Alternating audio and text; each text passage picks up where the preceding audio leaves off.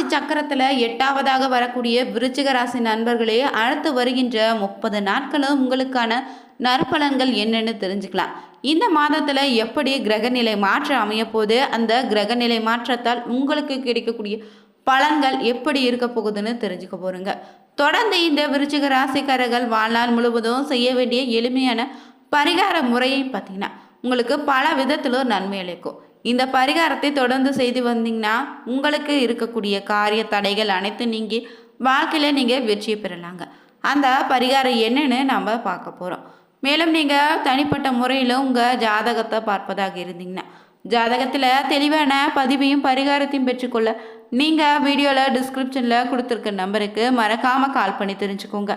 வாங்க நண்பர்களே, வீடியோக்குள்ளே போகலாம். 12 ராசியிலேயே பார்த்தீங்கன்னா 8ஆவதாக அமைந்திருக்கக்கூடிய விருச்சிக ராசி நண்பர்களே, விருச்சிக ராசி பார்த்தீங்கன்னா சமஸ்கிருத மொழியில் தேலை குறிக்குது. நீங்கள் உங்களுடைய பொதுவான ஒரு குணம் என்னென்னா முன்கோபம் தாங்க. முன்கோபத்துக்கு பேர் பெற்றவங்கன்னு கூட சொல்லலாம். கோபம் உங்களுக்கு வந்துடுச்சுன்னா யாராக இருந்தாலும் கடு வார்த்தைகளால் தேல் போல் கொட்டுடுவீங்க. இந்த ராசியில் பெரும்பாலானவங்க நீங்கள் உள்ளென்று வைத்து புறமொன்று பேச தெரியாத குணம் கொண்டவங்களாக தாங்க இருப்பீங்க. உங்களுக்கு பார்த்தீங்கன்னா நெருப்பு போர் போன்றவற்றின் காரணமாக இருக்கக்கூடிய செவ்வாய் பகவான் தான் உங்கள் ராசியில் அதிபதியாக இருப்பதால் உங்களுடைய குணம் பார்த்தீங்கன்னா கோப குணம் அதிகம் இருக்குங்க. மேலும் பார்த்தீங்கன்னா உங்கள் வாழ்க்கையில் பல நல்ல மாற்றங்களை தொடர்ந்து பெற வேண்டும்னா நீங்கள் என்ன செய்ய வேண்டும்னு தெரிஞ்சுக்கொள்ளுங்க. நீங்கள் செய்ய வேண்டிய எளிமையான ஒரு பரிகாரத்தை தான் முதல்ல நாம் தெரிஞ்சுக்கிறோம். அது என்னன்னு பார்த்தீங்கன்னா, நீங்கள் செவ்வாய்க்கிழமை நாளில் செவ்வாய் பகவானுக்கு உரிய சிவப்பு நிற மலர்களால் சமர்ப்பித்து தீபங்களை ஏற்றி வழிபட்டு வருவது ரொம்ப நல்லது. அதே போல் பார்த்தீங்கன்னா மாதந்தோறும் வரக்கூடிய சஷ்டி தினத்தில் கிருத்திகை தினங்களையும் முருகப்பெருமானை வழிபட்டு வாங்க. மாதத்துக்கு ஒரு முறையாவது செவ்வாய்க்கிழமை நாளில் ஆஞ்சநேயருக்கு வெற்றிலை மாலை சாட்சியோ இல்லை செந்தூரம் சாட்சி வழிபடுவது உங்களுக்கு ஏற்படக்கூடிய துரதிர்ஷ்டத்தையும் தோஷங்களையும் போக்கி சிறந்த ஒரு பரிகாரமாக அமையும். அதே போல் உங்கள் வீடு இல்லைன்னா கோயில்கள் இருக்கக்கூடிய இடத்துல எறும்பு புற்றுகளுக்கு நீங்கள் வெல்லம் கலந்த அரிசி மாவு உணவாக கொடுப்பது ரொம்ப நல்லது. இந்த ஒரு பரிகாரத்தை தொடர்ந்து செய்து வந்தீங்கன்னா உங்கள் வாழ்க்கையில் பார்த்தீங்கன்னா பல நல்ல மாற்றங்களை உணரலாங்க. தொடர்ந்து பார்த்தீங்கன்னா அடுத்து வருகின்ற 30 நாட்களும் விருச்சிக ராசி நண்பர்களுக்கு கிரகநிலை பொறுத்து எப்படிப்பட்ட பலன் அமைய போகுதுன்னு தெரிஞ்சுக்கலாம். உங்கள் ராசியில் வரக்கூடிய நட்சத்திரங்கள்னு பார்த்தீங்கன்னா விசாகம் 4ஆம் பாதம், அனுஷம், கேட்டேன்னு அமைஞ்சிருக்கு. கிரகநிலையை பொறுத்தவரை பார்த்தீங்கன்னா தைரிய வீரிய ஸ்தானத்தில் சனினே, சந்திரன் பஞ்சம பூர்வ புண்ணிய ஸ்தானத்தில் குருவும், ரணருண ரோகஸ்தானத்தில் ராகுனே, அஷ்டம ஆயுள் ஸ்தானத்தில் பார்த்தீங்கன்னா செவ்வாயின்னு, விரயஸ்தானத்தில் சூரியன், புதனே, சுக்ரன், கேதுன்னு கிரகநிலை அமைந்திருக்கு. இந்த கிரகநிலையால் பார்த்தீங்கன்னா அடுத்த 30 நாட்களும் நீங்கள் நேரத்தை சரியாக பயன்படுத்துவதால் பார்த்தீங்கன்னா ரொம்ப நல்ல நேரமாக அமைந்திருக்கு. எடுத்த காரியத்தை எப்படியும் செய்து முடித்திடுவீங்க. சுப செலவுகள் ஏற்படலாம். வேலை காரணமாக வீட்டை விட்டு வெளியில் தங்கக்கூடிய சூழ்நிலை உருவாகும். திட்டமிடுவதில் பின்னடைவு ஏற்படுங்க. பணவரவு எதிர்பார்த்தபடி இருக்கும். பெரியோர் நேசமும் உங்களுக்கு கிடைக்கும். வாகன யோகம் உண்டாயிருக்கு. தொழில் வியாபாரம் தொடர்பான விஷயங்கள் சாதகமான பலனை தரும். மேலும் பார்த்தீங்கன்னா இந்த நேரத்தில் நியாயமாக பேசுவதன் மூலம் வாடிக்கையாளருடைய எண்ணிக்கை நீங்கள் அதிகரித்துக்கலாம். உத்தியோகத்தில் இருந்தீங்கன்னா கவனமாக செயல்படுங்க.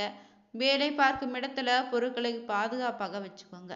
குடும்பத்தை பொறுத்தவரை கணவன் மனைவிக்கிடையே நெருக்கம் அதிகரிக்கும். குடும்பத்தோடு விருந்து கேளிக்கை நிகழ்ச்சிகளில் கலந்து கொள்ளக்கூடிய சூழ்நிலை இருக்குதுங்க. இதனால குழந்தைகள் பார்த்தீங்கன்னா உற்சாகமா அடைவாங்க. பெண்களுக்கு உதவி கேட்டு வருபவங்க தேவையான உதவிகளை செய்வீங்க. அரசியலில் இருந்தீங்கன்னா பொறுப்பு வாய்ந்த பதவிகள் உங்களுக்கு கிடைத்திடும். மேலிடத்துல உத்தரவுகளை கேட்டு நடந்தா முன்னேற்றம் காண்பீங்க. கலைத்துறையில இருந்தீங்கன்னா நண்பர்கள் மூலம் அனுகூலம் உண்டாகும். உங்களுக்கு கீழ் வேலை செய்பவங்க உண்மையாக இருப்பாங்க. அதிக ஆர்வத்தோடு வேலை செய்வீங்க. முன்னேற்றமும் அடைவீங்க. மாணவர்களுக்கு கல்வி பற்றிய கவலை குறைய தொடங்கும். அதிக மதிப்பெண் எடுக்க ஆர்வமாக இனி படிப்பீங்க. விளையாடும் போது மட்டும் கவனமாக இருங்க. மேலும் பார்த்தீங்கன்னா குடும்பத்துல இருந்து வந்த சிக்கல்கள் தீர்ந்திடும். உத்தியோகத்துல இருந்தீங்கன்னா வீண் அலைச்சல் குறைய தொடங்கும். மற்றவர்கள் மூலம் உதவி இந்த நேரத்தில் உங்களுக்கு கிடைக்கும். குடும்பத்திற்கு தேவையான பொருட்களை வாங்கி மகிழ்வீங்க. கணவன் மனைவிக்கிடையில இருந்து வந்த கருத்து வேற்றுமை முற்றிலும் நீங்கிடும். வாழ்க்கையில சந்தோஷம் இனி அதிகரிக்குங்க. பிள்ளைகளால் கௌரவம் அந்தஸ்து உங்களுக்கு கிடைக்கும். தூக்கமோ துன்பமோ நீங்க போகுது. தடைப்பட்ட காரியங்களை இருந்து வந்த தடை நீங்கி சாதகமாக நடந்து முடிய போகுது. தேவையற்ற மருத்துவ செலவு ஏற்படக்கூடும். அதனால உடல் ஆரோக்கியத்துல கவனமாக இருங்க. வீடு பூமி மூலம் வர வேண்டிய வருமானம் தாமதப்படலாம். மேலும் பார்த்தீங்கன்னா துணையோட விவாதம் இந்த நேரத்துல உண்டாகும். தொழில் வியாபாரத்துல ஈடுபட்டு இருந்தீங்கன்னா அவசர முடிவுகள் எடுப்பதை தவிர்த்திடுங்க. உத்தியோகத்துல இருந்தீங்கன்னா வீண் அலைச்சல் காரிய தாமதத்தை சந்திக்க வேண்டியதா இருக்கும். நீங்க தொடர்ந்து பார்த்தீங்கன்னா சனி பகவானுக்கு நல்லெண்ணெயில தீபம் ஏற்றி வழிபட்டு வந்தீங்கன்னா கஷ்டங்கள் நீங்கி மன நிம்மதியை நீங்க பெறுவீங்க. பொதுவாகவே பார்த்தீங்கன்னா இந்த நவம்பர் மாதத்துல சூரியன் சக்கரன் இணைந்து மூல திரிகோண வீட்டுல இருப்பாங்க. இதுல சூரியன் நீச்சமடைந்தாலும் நீச்ச பங்க ராஜயோகம் கிடைத்திடும். இதுல சுக்கிரன் புதன் இணைந்து லட்சுமி நாராயண யோகத்தை தருங்க. சூரிய பகவானும் பார்த்தீங்கன்னா 16ஆம் தேதிக்கு பிறகு செவ்வாயின் வீடான விருச்சிக ராசிக்கு பயிற்சி ஆகுது. அதே வீட்டுல 26ஆம் தேதிக்கு பிறகுதான் சுக்கிரன் பயிற்சி நடக்குது. ஏற்கனவே அங்கு செவ்வாய் ஆட்சி பலத்தோடு இருக்கிறாரு. இதை தவிர பார்த்தீங்கன்னா குருவின் பார்வையும் அமையுது. சூரியனும் செவ்வாயும் இணைந்து மிகப்பெரிய யோகத்தை கொடுத்துடுங்க. இதனால அரசியல் இருந்தீங்கன்னா மிகப்பெரிய ஏற்றத்தை காண்பீங்க. மேலும் இந்த மாதத்துல பிறக்கக்கூடிய குழந்தைகளும் நல்ல யோகத்தை தரப்போகுது. தொடர்ந்து பார்த்தீங்கன்னா இந்த விருச்சிக ராசி லக்னத்துல இருந்தீங்கன்னா உங்க ராசியின் அதிபதி செவ்வாய் ராசியிலேயே குரு பார்வையில இருப்பதால அற்புதமான காலமாக அமைங்க. பணம் நகை கடன் சார்ந்த விஷயங்களை இருந்து வந்த பிரச்சனைகள் அனைத்தும் நீங்கிடும். ராசி அதிபதி பலமாவதால கெட்ட எண்ணங்களும் தொடர்புகளும் அனைத்தும் இனி இருக்காது, விலகிடும். வேலை வாய்ப்புகள் உங்களுக்கு கிடைத்திடுங்க. வலிமையை அடைவீங்க. வேலையில இருந்து வந்த பிரச்சனைகள் அனைத்தும் நீங்கிடும். மேலும் பார்த்தீங்கன்னா கடன் அடைப்பதற்கான நல்ல வருமானம் உங்களுக்கு கிடைக்கும். கடன் சார்ந்த விஷயங்கள் நோய் சார்ந்த விஷயங்கள் அனைத்திற்கும் விலகக்கூடிய வாய்ப்பு இருக்கு. குரு பார்வை இருப்பதால நல்ல யோகம் உண்டாக போகுது. 10ஆம் அதிபதியான சூரியன் ராசிக்குள்ள வருவதால தொழில் நன்றாக வளருங்க. சொந்த தொழில் தொடங்கக்கூடிய யோகம் ஏற்படும். தொழில வந்த இருள் இனி இருக்காது. அடுத்த கட்டத்துக்கு யாரையும் நீங்க எதிர்பார்க்காம அடுத்த விஷயத்தை நோக்கி ஓட போறீங்க. எடுத்த காரியங்களை வெற்றியும் பெறுவீங்க. ஜாதகத்துல சனி வக்கரமாக இருந்தா பணவரவு பொருளாதார அனைத்திலும் நன்மை அடையும்.